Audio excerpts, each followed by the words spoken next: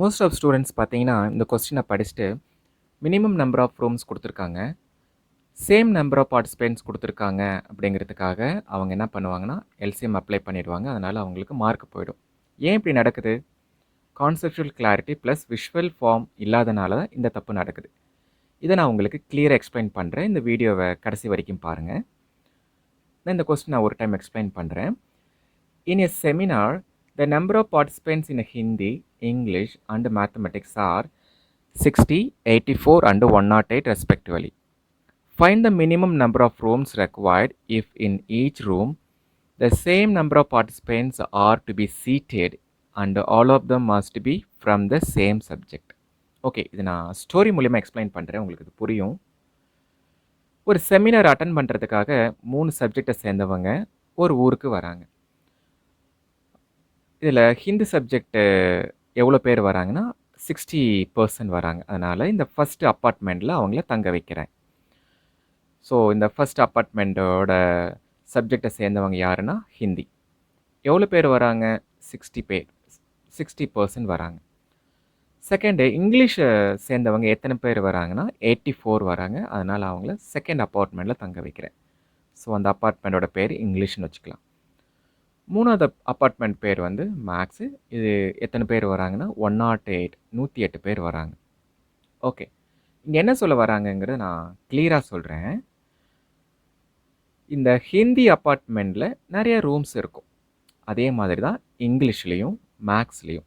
நமக்கு இங்கே ரூம்ஸ் பிரச்சனை கிடையாது. நல்லா கவனிங்க, இங்கே ரூம்ஸ் பிரச்சனை கிடையாது. இப்போ நம்ம ஒரு ரூமை நம்ம எடுத்துக்கிறோம் அப்படின்னா சேம் அதே ரூமு தான் இங்கிலீஷ் அப்பார்ட்மெண்ட்லேயும் மேக்ஸ் அப்பார்ட்மெண்ட்லேயும் நாம் அதை எடுத்துக்கணும். ஒரு ரூமில் எவ்வளோ பேர் ஷேர் பண்ணுறாங்களோ சேம் நம்பர் ஆஃப் பர்சன் தான் இங்கிலீஷ் அப்பார்ட்மெண்ட்லேயும் மேக்ஸ் அப்பார்ட்மெண்ட்லேயும் அவங்கள அலோவ் பண்ணணும். இதுதான் இந்த கொஸ்டினோட கோர் பாயிண்ட். மறுபடியும் சொல்கிறேன், ஒரு அப்பார்ட்மெண்ட்டில் நிறையா ரூம்ஸ் இருக்கும். அதே மாதிரி தான் இங்கிலீஷ்லேயும் மேக்ஸ்லேயும். இங்கே ஒரு ரூமில் எவ்வளோ பர்சனை தங்க வைக்கிறோமோ சேம் நம்பர் ஆஃப் பர்சன் தான் இந்த இங்கிலீஷ் அப்பார்ட்மெண்ட்லேயும் தங்க வைக்கணும். இந்த மேக்ஸ் அப்பார்ட்மெண்ட் இருக்கிற அந்த ரூம்லேயும் தங்க வைக்கணும். அப்படின்னா இதுக்கு என்ன அர்த்தம்? Sharing equally. Sharing equally. இங்கே நான் ஃபார்முலா எதுவும் அப்ளை பண்ணல. இந்த ஸ்டோரி நான் உங்களுக்கு எக்ஸ்பிளைன் பண்ணுறேன். ஷேரிங் ஈக்குவலினா எல்சிஎம் வருமா, ஹச்சிஎஃப் வருமா? யோசிங்க. லீஸ்ட் காமன் மல்டிபிள்ஸ் வருமா, இல்லை ஹையஸ்ட் காமன் ஃபேக்டர் வருமா? அப்போது காமன் ஷேரிங் அப்படிங்கிறது ரெண்டும் ஒரே வார்த்தை தான். அப்படின்னா இங்கே ஹச்சிஎஃப் தான் அப்ளை பண்ணணும். உங்களுக்கு இப்போ புரிஞ்சிருக்கும் நம்புகிறேன். இப்போ நான் சம்முக்குள்ளே போகலாம். அப்போது கண்டிப்பாக எல்சிஎம் வராது.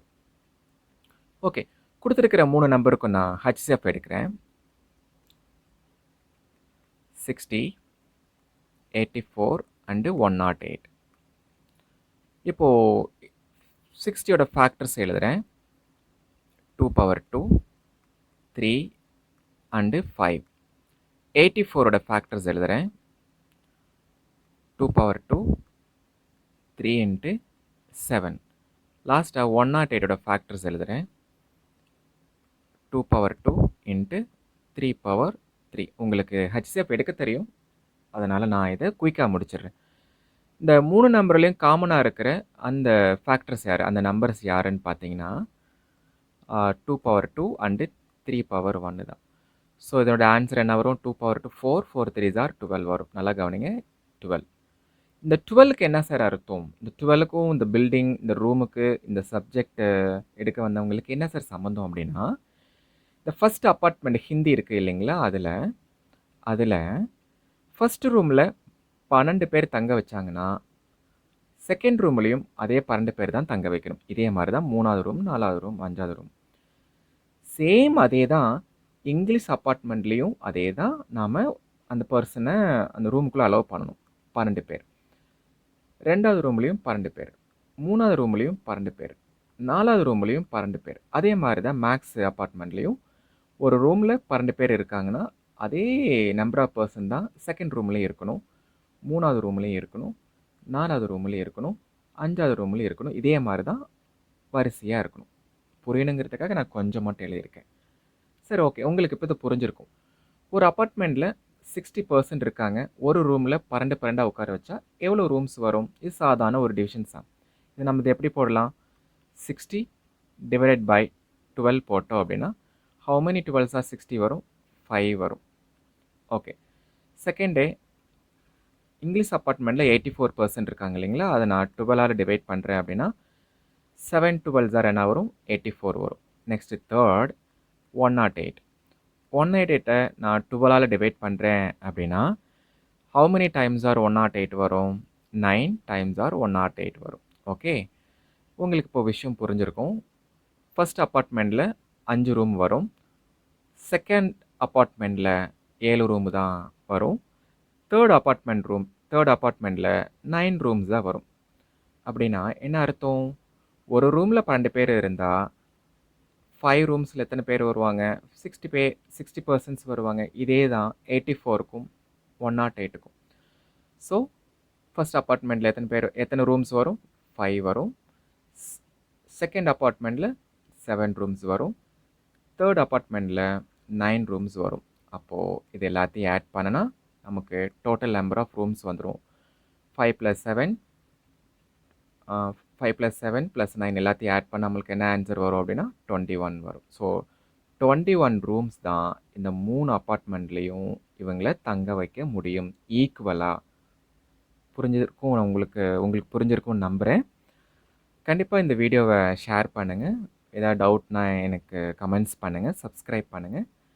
மோஸ்ட் இம்பார்ட்டண்ட், இந்த மாதிரி கன்ஃபியூஷன் அண்ட் மிஸ்டேக்ஸ் வரக்கூடிய சம்ஸ் எல்லாத்தையும் நான் கான்செப்சுவல் கிளாரிட்டி வித் விஷுவல் ஃபார்மில் நான் இப்போ இருக்கிற கிரேடு 9 கிரேடு 10 எல்லா ஸ்டூடெண்ட்ஸுக்கும் நான் இது ஆன்லைன் கிளாஸ் நான் கண்டக்ட் பண்ணுறேன்.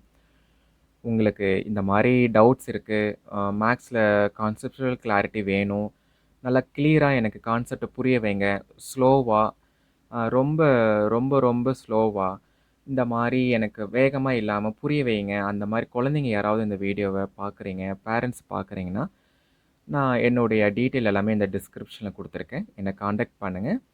மறுபடியும் நான் அடுத்த வீடியோவில் பார்க்கலாம். தேங்க்யூ.